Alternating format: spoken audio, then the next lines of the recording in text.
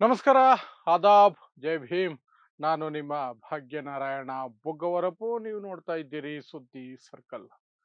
ಈ ಸುಳ್ಳು ಹೇಳಿ ಜೀವನ ನಡೆಸುವಂತಹ ಬಾಳಿದೆಯಲ್ಲ, ಅದು ಅತ್ಯಂತ ನಿಕೃಷ್ಟವಾದಂತಹ ಬಾಳು. ಆದರೆ ಆ ಬಾಳನ್ನ ಇದೊಂದು ಶ್ರೇಷ್ಠ ಬದುಕು ಅನ್ನುವ ರೀತಿಯಲ್ಲಿ ಕೊಂಚವೂ ಸಹ ನಾಚಿಕೆ ಮಾನ ಮರ್ಯಾದೆ ಸಿಗ್ಗು ಎಗ್ಗು ಏನೂ ಇಲ್ಲದೆ ನಗುಮುಖದಿಂದಲೇ ಸ್ವೀಕರಿಸಿ ಬದುಕುವಂತಹ ನೀಚಾತಿ ನೀಚ ಒಬ್ಬ ಇದ್ದಾನೆ ಜಗತ್ತಲ್ಲಿ ಅಂದ್ರೆ ಅದು ಚಕ್ರವರ್ತಿ ಸೂಲಿಬೆಲೆ ಅನ್ನುವಂಥ ಅಯೋಗ್ಯ. ಅವನಿಗೆ ದಿನ ಬೆಳಗಾದ್ರೆ ಸುಳ್ಳು ಹೇಳೋದೇ ಕಾಯಕ, ಅದರಲ್ಲಿ ಸಂಪಾದನೆ ಮಾಡಿಕೊಂಡು ಅದರಿಂದ ಹೊಟ್ಟೆಗೆ ಅನ್ನ ಅಂತ ಹೇಳಿ ಏನೋ ಒಂದು ತಿಂತಾ ಇರ್ತಾನಲ್ಲ, ಅದಕ್ಕೆ ಅವನಿಗೆ ಪ್ರಶಸ್ತಿನೇ ಕೊಡಬೇಕು. ಯಾಕಂದ್ರೆ ಆ ರೀತಿ ಬದುಕೋದಕ್ಕೆ ಯಾರಿಂದಲೂ ಸಾಧ್ಯ ಅಲ್ಲ, ಜಗತ್ತಲ್ಲಿ ಯಾರಿಂದಲೂ ಸಾಧ್ಯ ಅಲ್ಲ. ಸೊ ಈಗ ಆ ಒಂದು ಸುಳ್ಳು ಬುರುಕ ಕಾಕ್ರೋಚ್ ಜನತಾ ಪಾರ್ಟಿ, ಅದರಲ್ಲೂ ವಿಶೇಷವಾಗಿ ನೀಟ್ ಪೇಪರ್ ಲೀಕ್ ಆಗಿದೆಯಲ್ಲ, ಆ ಹೋರಾಟವನ್ನ ಹೇಗಾದರೂ ಮಾಡಿ ಇಡೀ ಚಳುವಳಿಯನ್ನ ಕೆಟ್ಟ ಹೆಸರಲ್ಲಿ ಮುಳುಗಿಸಿಬಿಡ್ಬೇಕು, ಅದಕ್ಕೊಂದು ಕಳಂಕ ತರಬೇಕು ಅಂತ ಸ್ಕೆಚ್ ಹಾಕೊಂಡು ಒಂದಷ್ಟು ಸುಳ್ಳುಗಳನ್ನ ತಯಾರಿ ಮಾಡಿಕೊಳ್ಳೋದಕ್ಕೆ ಒಳ್ಳೆ ಗ್ಯಾಪ್ ಕೊಟ್ಕೊಂಡಿದ್ದಾನೆ. ಆಗಸ್ಟ್ 14ನೇ ತಾರೀಕಿನವರೆಗೆ ತನಗೆ ತಾನೇ ಗ್ಯಾಪ್ ಕೊಟ್ಕೊಂಡು ಈಗಲೇ ಅನೌನ್ಸ್ ಮಾಡಿದ್ದಾನೆ. ಆಗಸ್ಟ್ 14ನೇ ತಾರೀಕು ರಾತ್ರಿ ಜಾಗರಣೆ ಇರೋಣ, ಯಾಕೆಂದ್ರೆ ನಾನು ಸುಳ್ಳುಗಳನ್ನ ಬೊಗಳ್ತಾ ಹೋಗ್ತೀನಿ, ನೀವು ನಿದ್ದೆಗೆಟ್ಟು ಕೇಳ್ತಾ ಹೋಗಬೇಕು ಅಂತ. ಅದಕ್ಕೆ ಒಂದು ಹೆಸರನ್ನ ಬೇರೆ ಕೊಟ್ಕೊಂಡಿದ್ದಾನೆ, ಒಂದು ಟೈಟಲ್ ಅನ್ನ ಬೇರೆ ಕೊಟ್ಕೊಂಡಿದ್ದಾನೆ. ಸೊ ಏನದು ಟೈಟಲ್, ಏನಿದು ಈ ಒಂದು ಹೊಸ ರೋಗ, ಹೊಸ ರೋಧನೆ, ಅದನ್ನು ಸಹ ವಿವರಿಸುವಂತಹ ಪ್ರಯತ್ನ ಮಾಡ್ತೀನಿ. ಮತ್ತು ಈ ರೋಗ ಯಾಕೆ ಈಗ ಕೆರೀತಾ ಇದ್ದಾನೆ ಅಂತಂದ್ರೆ ಅದನ್ನು ಸಹ ವಿವರಿಸ್ತೀನಿ. ಸೊ ನೋಡೋಣ. ಸೊ ನಿಮಗೆ ಚಕ್ರವರ್ತಿ ಸೂಲಿಬೆಲೆ ಬಗ್ಗೆ ಹೇಳಬೇಕಾದ ಅವಶ್ಯಕತೆನೇ ಇಲ್ಲ, ತನಗೆ ತಾನೇ ಹೇಳ್ಕೊಂಡಿದ್ದಾನೆ ಅವನು. ನಾನೊಂದು ಕಾರ್ಯಕ್ರಮ ಮಾಡಿದ್ರೆ ಇಷ್ಟು ದುಡ್ಡು ತಗೊಳ್ತೀನಿ, ನನಗೆ ಇಷ್ಟು ಖರ್ಚು ಬರುತ್ತೆ, ಹುಡುಗರನ್ನ ಸಾಕಬೇಕು, ಅವ್ರನ್ನ ಸಾಕಬೇಕು, ಇವ್ರಿಗೆ ಊಟ ಹಾಕ್ಬೇಕು, ಇವ್ರಿಗೆ ನೀರು ಕುಡಿಸ್ಬೇಕು, ಏನೇನೋ ಹೇಳ್ಕೊಂಡು ಓಡಾಡ್ತಾನೆ. ಒಟ್ನಲ್ಲಿ ಸುಳ್ಳು ಹೇಳೋದು ಅವನ ಕಾಯಕ ಅನ್ನೋದು ನಿಮಗೆಲ್ರಿಗೂ ಚಿರಪರಿಚಿತ. ದಿನ ಬೆಳಗಾದ್ರೆ ನಿಮ್ಗೆ ಒಂದಾದ್ರೂ ವಿಡಿಯೋ ಒಂದು ಕೇಳುತ್ತೆ. ಏನು, ಡಾಲರ್ ಬೆಲೆ ಪೂರ್ತಿ ಕುಸಿದು ಹೋಗಿರುವಂತಹ ಡೈಲಾಗುಗಳಿಂದ ಹಿಡಿದು ನಿಮ್ಮ ಮನೆ ಮುಂದೆ ಚಿನ್ನವನ್ನ ಹಾಸಿ ರೋಡ್ ಮಾಡಿರೋವರೆಗೆ, ಇನ್ನು ಯಾವ್ಯಾವುದೋ ಎಂಥದೋ ಅಕ್ಕಿ ಕಳಿಸ್ಕೊಟ್ಬಿಟ್ಟು ಅಥವಾ ನೀರು ಕಳಿಸ್ಕೊಟ್ಟು ಪೆಟ್ರೋಲ್ ತರಿಸ್ಕೊಳ್ಳೋದು, ಬ್ಲ್ಯಾಕ್ ಮನಿ ಇನ್ನೇನು ಬಂದೇ ಬಿಡ್ತು, ಏನ್ ಭಾರತದ ಬಾರ್ಡ್ರಲ್ಲಿ ಬಂದು ನಿಂತಿದೆ, ಇನ್ನೇನು ಇಂಡಿಯನ್ ಬ್ಯಾಂಕ್ಗಳಿಗೆ ಬಂದು ಬೀಳುತ್ತೆ ಅಂತ 15 ವರ್ಷದಿಂದ ಬುಡೇ ಬಿಡ್ತಿರೋದು. ಇನ್ನು ಮೋದಿಯಂತಹ ಅಯೋಗ್ಯನನ್ನ ಶ್ರೇಷ್ಠಾತಿ ಶ್ರೇಷ್ಠ ವ್ಯಕ್ತಿ, ಎಂತಹ ಕನಸುಗಾರ, ಎಂತಹ ಆಡಳಿತಗಾರ ಅಂತ ಸುಳ್ಳು ಹೇಳ್ಕೊಂಡು ಅಲ್ಲಿಂದ ದುಡ್ಡೋ ಪಡ್ಡೋ ಏನೋ ಒಂದು ತಗೊಂಡು ನೀಚ ಬಾಳು ಬಾಳ್ತಿರೋದು. ನಿಮಗೆ ಅವನ ವಿಡಿಯೋಗಳನ್ನ ನೋಡಿದ್ರೆ ಗೊತ್ತಾಗ್ಬಿಡುತ್ತೆ, ಯಾರು ವಿವರಿಸಬೇಕಾದ ಅವಶ್ಯಕತೆನೇ ಇಲ್ಲ. ಉತ್ಪ್ರೇಕ್ಷೆಯಿಂದ ತುಂಬಿರುವಂತಹ ಅವನ ಸುಳ್ಳುಗಳು ಸಣ್ಣ ಮಕ್ಕಳಿಗೂ ಅರ್ಥ ಆಗುತ್ತೆ, ಸುಳ್ಳು ಬೊಗಳ್ತಾ ಇದ್ದಾನೆ ಇವನು ಅಂತ. ಸೊ ಅಂಥದ್ದೊಂದು ಸುಳ್ಳುಗಳ ಸರದಾರ. ಆಗಾಗ ಬಿಜೆಪಿ ಅಂಡಿಗೆ ಬೆಂಕಿ ಬಿದ್ದಾಗ ಅದನ್ನು ಆರಿಸೋದಕ್ಕೆ ಅವನು ಸುಳ್ಳುಗಳ ಫೈರ್ ಇಂಜಿನ್ ತಗೊಂಡು ಬಂದು ನಿಲ್ಲಿಸ್ಕೊಳ್ತಾನೆ. ಈಗ ಅತಿ ದೊಡ್ಡ ಬೆಂಕಿ ಬಿದ್ದಿದೆಯಲ್ಲ, ಬಿಜೆಪಿ ಅಂಡಿಗೆ ಅತಿ ದೊಡ್ಡ ಬೆಂಕಿ ಬಿದ್ದಿದೆ. ಏನದು, ನೀಟ್ ಪೇಪರ್ ಲೀಕ್ ವಿಚಾರವಾಗಿ ಈ ದೇಶದ ಯುವ ಜನತೆ ಎಚ್ಚೆತ್ತುಕೊಂಡಿದೆ, ಜನ್ ಝಿ ಎಚ್ಚೆತ್ತುಕೊಂಡಿದೆ, ಬೀದಿಗೆ ಬಂದಿದೆ. ಜಂತರ್ ಮಂತರ್ನಲ್ಲಿ ಒಂದೂವರೆ ತಿಂಗಳಿಂದ ಠಿಕಾಣಿ ಹೂಡ್ಕೊಂಡು ದೊಡ್ಡ ಚಳುವಳಿಯನ್ನೇ ನಡೆಸ್ತಾ ಇದ್ದಾರೆ.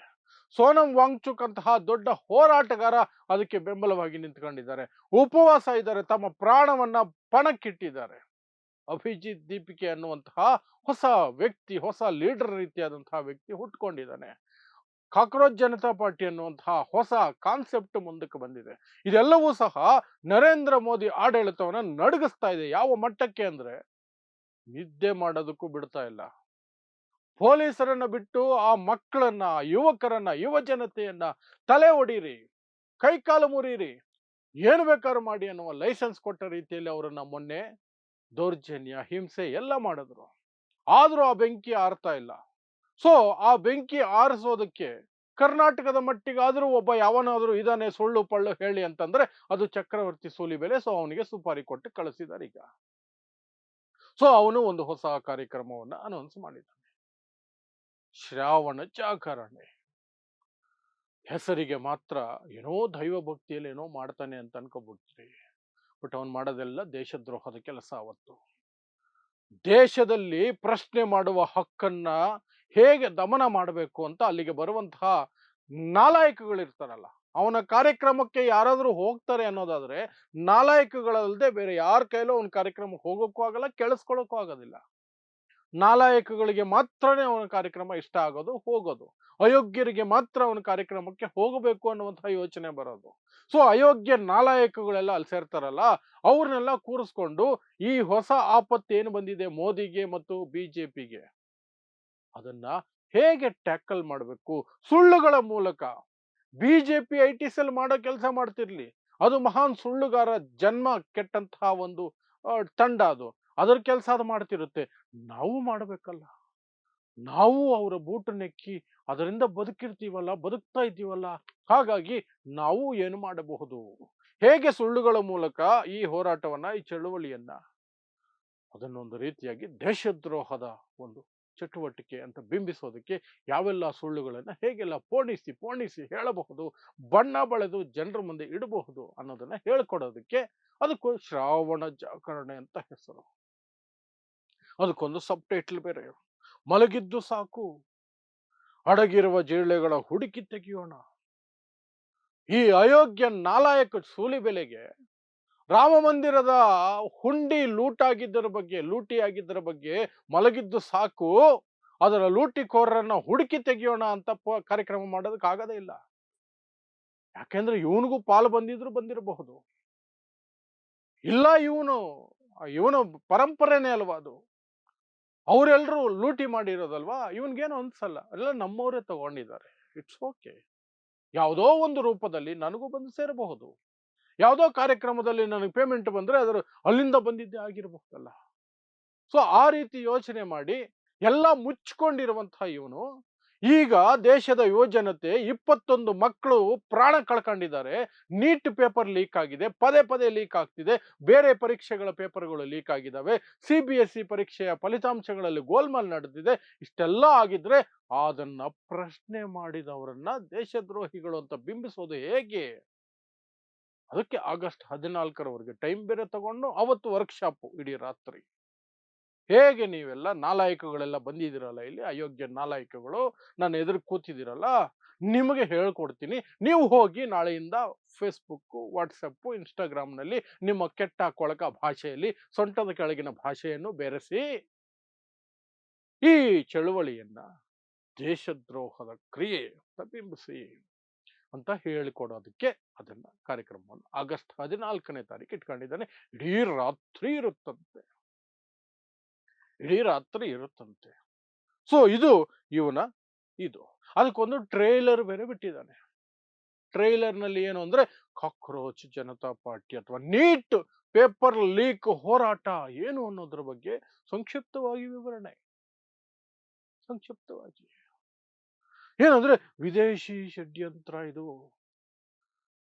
ಬ್ರಿಟಿಷರ ಬೂಟು ನೆಕ್ಕಿ ಅವರ ಪೆನ್ಷನ್ ನಲ್ಲಿ ಬದುಕಿದಂತಹ ಗುಲಾಮರ ಸಂತತಿ ಈ ದೇಶದಲ್ಲಿ ನಡೆಯುವ ನೈಜ ಹೋರಾಟಗಳನ್ನ, ಜನರ ಸಮಸ್ಯೆಗಳನ್ನ ಮುಂದಿಟ್ಕೊಂಡು ಮಾಡುವಂತಹ ಚಳುವಳಿಗಳನ್ನ ವಿದೇಶಿ ಷಡ್ಯಂತ್ರ ಅಂತ ಕರೆದು ಬಿಡೋದು. ವಿದೇಶಿ ಷಡ್ಯಂತ್ರ ಹಾಗಾದ್ರೆ ಪ್ರಶ್ನೆನೆ ಮಾಡೋ ಹಾಗಿಲ್ಲ. ಪೇಪರ್ ಲೀಕ್ ಆದ್ರೂ ಬಾಯಿ ಮುಚ್ಕೊಂಡಿರ್ಬೇಕು. 21 ಜನ ಮಕ್ಕಳು ಆತ್ಮಹತ್ಯೆ ಮಾಡ್ಕೊಂಡ್ರೆ ಸೈಲೆಂಟ್ ಆಗಿರ್ಬೇಕು.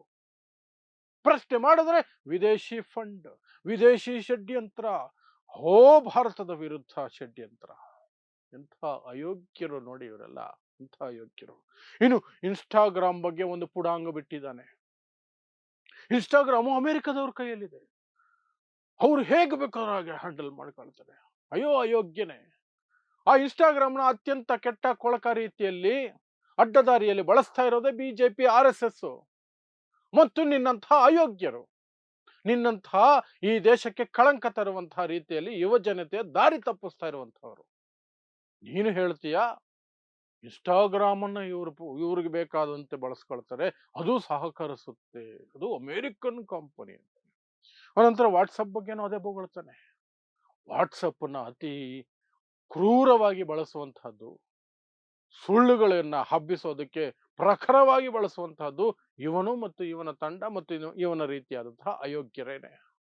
ಬಟ್ ಇವನು ಹೇಳ್ತಾನೆ ವಾಟ್ಸಪ್ಪು ಸಹ ಈ ಕಾಕ್ರೋಚ್ ಜನತಾ ಪಾರ್ಟಿ ಅಂತವರಿಗೆ, ನೀಟ್ ವಿರೋಧಿ ಚಳುವಳಿಯಲ್ಲಿ ಇರುವಂತಹವರಿಗೆ ಸಹಕರಿಸುವ ರೀತಿಯಲ್ಲಿ ಕೆಲಸ ಮಾಡತ್ತಂತೆ.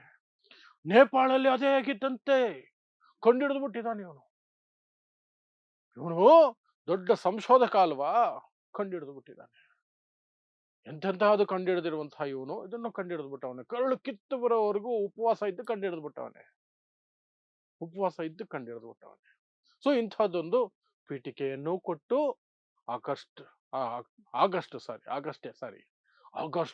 14ನೇ ತಾರೀಕು ಬಂದ್ಬಿಡಿ ಎಲ್ಲರೂ. ಇದರಲ್ಲಿ ಏನು ಗೊತ್ತಾ, ಇನ್ನೊಂದು ಈ ಕಂತ್ರಿ ಸುಲಿ ಬೆಲೆಯ ಲೆಕ್ಕಾಚಾರಗಳು, ಇಂಥವ್ರ ಲೆಕ್ಕಾಚಾರ ಇವೊಂದೊಬ್ಬಂದೇ ಅಲ್ಲ, RSS ಇದೆ ಬಾಳು, ಹಿಂದುತ್ವ ಅಂತ ಹೇಳ್ಕೊಂಡು ಓಡಾಡೋರ್ದೆಲ್ಲ ಇದೆ ಬಾಳು.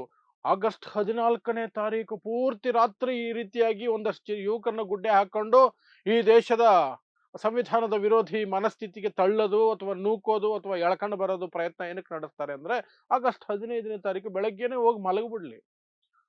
ಇಂಡಿಪೆಂಡೆನ್ಸ್ ಡೇ ಸೆಲೆಬ್ರೇಟ್ ಮಾಡದೇ ಇಲ್ಲಿ, ಸ್ವಾತಂತ್ರ್ಯೋತ್ಸವವನ್ನ ಸೆಲೆಬ್ರೇಟ್ ಮಾಡದೇ ಇಲ್ಲಿ ಇವರು. ಯಾಕಂದ್ರೆ ಇವ್ರಿಗೆ ಈ ದೇಶದ ಸಂವಿಧಾನ ಬೇಕಾಗಿಲ್ಲ, ಸಂವಿಧಾನ ಒಪ್ಪಿಲ್ಲ, ಈ ದೇಶದ ಧ್ವಜವನ್ನ ಒಪ್ಪಿಲ್ಲ, ಈ ದೇಶದ ರಾಷ್ಟ್ರಗೀತೆಯನ್ನು ಒಪ್ಪಿಲ್ಲ. ಸೊ ಇಂಡೈರೆಕ್ಟ್ ಆಗಿ ಒಂದಷ್ಟು ಜನರನ್ನಾದ್ರೂ ಈ ರೀತಿ ಮಾಡೋದು. ಇಡೀ ರಾತ್ರಿ ಅವ್ರು ಎದ್ದಿದ್ರೆ 14ನೇ ತಾರೀಕು ರಾತ್ರಿ, 15ನೇ ತಾರೀಕು ಹಗಲು ಪೂರ್ತಿ ಮಲಗಿರ್ತಾರೆ. ಅಲ್ಲಿಗೆ ಇವ್ರದ್ದು ಎರಡೆರಡು ಹಕ್ಕಿ, ಒಂದೊಂದು ಕಲ್ಲಲ್ಲಿ ಎರಡೆರಡು ಹಕ್ಕಿ. ಇದು ಒಂದು ಬಾಳು ಅಂತ ಇವನು ಬಾಳ್ತವನೆ. ಆ ಬಾಳನ್ನ ಬಾಳೋದಕ್ಕೆ ಈ ಸರ್ಕಾರಗಳು ಬಿಟ್ಟಿದ್ದಾವೆ. ಒದ್ದು ಒಳಗಾಕೋದಕ್ಕೆ ಈ ಸರ್ಕಾರಗಳಿಗೆ ಧೈರ್ಯ ಇಲ್ಲ. ಕಾಂಗ್ರೆಸ್ ಅಂತೂ ಇಂತಹ ವಿಚಾರಗಳಲ್ಲಿ ನಾಲಾಯಕ್ಕು ಹೇಡಿ ಸರ್ಕಾರ. ಅವನನ್ನ ಬಿಟ್ಟು ಇಂತಹ ಅಯೋಗ್ಯತನದ ಕಾರ್ಯಕ್ರಮಗಳನ್ನ ಮಾಡೋದಕ್ಕೆ, ಈ ದೇಶದಲ್ಲಿ ನಡೆಯುವಂತಹ ಸಂವಿಧಾನಾತ್ಮಕವಾದಂತಹ ಚಟುವಟಿಕೆಗಳಿಗೆ ಏನಾದರೂ ತೊಂದರೆ ಉಂಟು ಮಾಡೋದಕ್ಕೆ, ಕಿಡಿಗೇಡಿಗಳನ್ನ ರೆಡಿ ಮಾಡೋದಕ್ಕೆ, ವರ್ಕ್ಶಾಪ್ ರೀತಿಯಾಗಿ ಮಾಡೋದಕ್ಕೆ ಬಿಟ್ಟಿದ್ದಾರೆ. ಹೇಗಿದೆ ನೋಡಿ, ಬಾ ಬಾ ಬಾ, ಅಸಹ್ಯ ಆಗತ್ತೆ.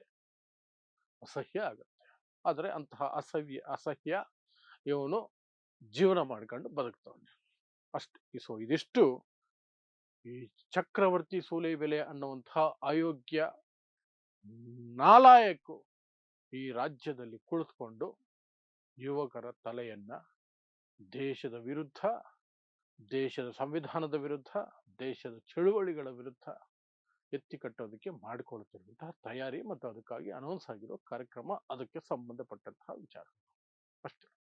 ಸೊ ಇಂತಹದ್ದೇ ವಿಶೇಷ ಸುದ್ದಿಗಳಿಗಾಗಿ ನೋಡ್ತಾ ಇದ್ದೀವಿ ಸುದ್ದಿ ಸರ್ಕಲ್. ನಾನು ನಿಮ್ಮ ಭಾಗ್ಯನಾರಾಯಣ ಬೊಗವರಪು.